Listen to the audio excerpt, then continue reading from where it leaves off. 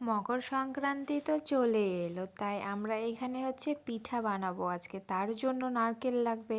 আর নারকেল পাড়তে গিয়ে আমাদের দুজনের অবস্থা খুবই খারাপ হয়ে গেছিলো। এক তো এই কাঁচা বাঁশটা কাপড় মেলার জন্য বাবা রেখেছিল, ওখান থেকে খুলে আনতে অবস্থা খারাপ, কারণ কাঁচা বাঁশ এমনিতেই ভার থাকে।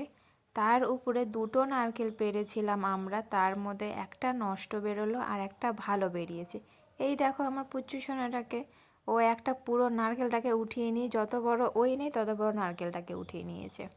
যাই হোক, আমার হাজব্যান্ড এখানে নারকেল ছিল আর ও যাই ওর সাথে মজা করছে, ওকে মারছে। যাই হোক, ওর সাথে অতটা সেরকম মিশে না, তো সেই জন্য একটু একটু মিশে। তো এখানে যে প্রথমে নারকেলটা ছিল এটাই ভালো বেরিয়েছিল, তারপরে ওটাকে নিয়ে ওই নাচে বেড়াচ্ছে। আমি চাইলাম তো দিয়ে দিল, আমার কথা খুব শোনে, আবার খেলছিল। যাই হোক, পরে যে নারকেলটা মানে ছিলতে গিয়ে দেখলো নষ্ট বেরিয়েছে। তারপরে একটা নারকেলটা যেটা ছিল সেটাকে আমার হাজব্যান্ড ভালো করে চেঁচে পরিষ্কার করে দিল। আর এই যে কত সুন্দর, মানে নারকেলটা একটু বয়স বেশি হয়ে গেছে, নারকেলের ফুল বেরিয়েছে, ভাবতে পারো। আমি যে শুনি নারকেলের ফুল দেখা লাকি বলে অনেকে, যেটা যারা মন্দিরে ফাটায় তাদের জন্য আরও বেশি ভালো হয়। তো ও খাবে সেই জন্য কীরকম করছে, আমার হাজব্যান্ড দিচ্ছে না, তো দেখো শুধু ঘুরঘুর করছে। আর এখন যখন খাইয়ে দিবে তখন খুব ভালো। যাই হোক, তারপরে আমি চলে গেছিলাম বাজারে, মাকে বলেছিলাম আতপ চাল ভিজিয়ে রাখতে। মা আতপ চাল ভিজিয়ে হচ্ছে ভালো করে ছেঁকে দিয়েছে জলটাকে। তারপরে আমি আর আমার হাজব্যান্ড চলে গেছিলাম মিলে চাল ভাঙানোর জন্য। তো যাই হোক, চাল এখানে আমাদের গুঁড়ো করা হয়ে গেছে। তারপরে একটু বাজারে গেছিলাম, যেটা যেই জিনিসগুলো লাগবে, গুড় টুড়, এলাচটা, মানে যা কিছু লাগে একটু পিঠা বানাতে। তো যাই হোক, সেগুলো আমরা কেনাকাটি করছিলাম। আর কেনাকাটি করার সময় যেহেতু গেছি মালঞ্চাতে, তো মোমো না খেলে হয়। তো আমি এখানে আমরা দুজন মোমো খেলাম। মোমো খাওয়ার পরে বাজার থেকে যেগুলো নিয়েছিলাম পিঠা বানাতে লাগবে, বাড়িতে ছিল না, তো ছোটোখাটো জিনিসগুলো নিয়ে এসেছিলাম আর মায়ের জন্য মোমো নিয়ে এসেছিলাম।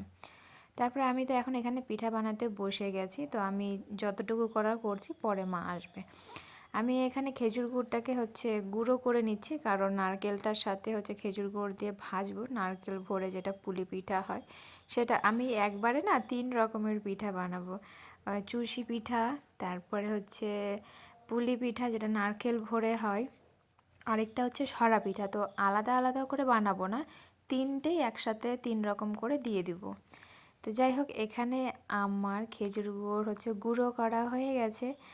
যাই হোক, আমার হাজব্যান্ড সবথেকে বেশি ভালোবাসে হচ্ছে সরা পিঠা খেতে।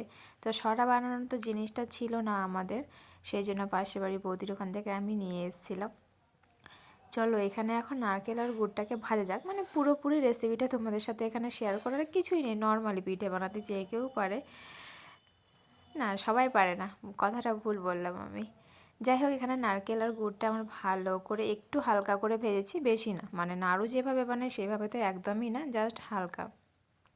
আর এখানে চালের গুঁড়ো, মানে চালের আটাটাকে গরম জল দিয়ে ভালো করে মাখা হয়ে গেছে, আর অনেকগুলো প্রায় বানানো হয়ে গেছে। তো আমি তোমাদেরকে একটা জাস্ট হচ্ছে যেটা নারকেল ভরে হয় সেটা দেখিয়ে দিলাম। একবার ছোট ছোট করে, একবারে যেমন আলুর পরোটা করে বা ডালপুরি করে সেরকম করে হচ্ছে ভরে নিয়ে তারপর মুখটাকে একটু আটকিয়ে নিই, যেরকম যে শেপ দিতে পারে, আমি যেটা পারি আমি সেভাবে করে করেছি।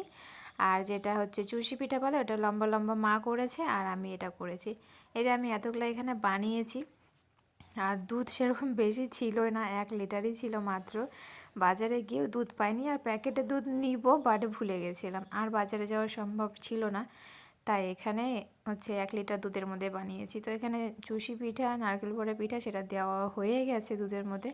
এখন এই সরা পিঠাটা আমি বানিয়ে নিচ্ছি আমার হাজব্যান্ডের জন্য। বেশি বানাইনি, 3বার করেছি, মানে 7টা 7টা করে হয়েছে। তো যাই হোক, মানে আজকের এই ভিডিওটা, মানে কি বলবো, মানে করি না, খুব কষ্ট করে ভিডিওগুলো করতে হয় প্রত্যেকটা স্টেপ, বাট দেখানোর সময় মনে হয় কি কতটা ইজি।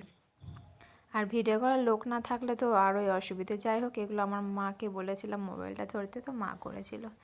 মা এগুলো ছেড়ে দিয়েছে, মানে আমি চিনি টিনি এগুলো মিষ্টি সব আমি আনজাত করে দিই, কারণ আমার হাতের দেওয়া জিনিস কারেক্ট হয়।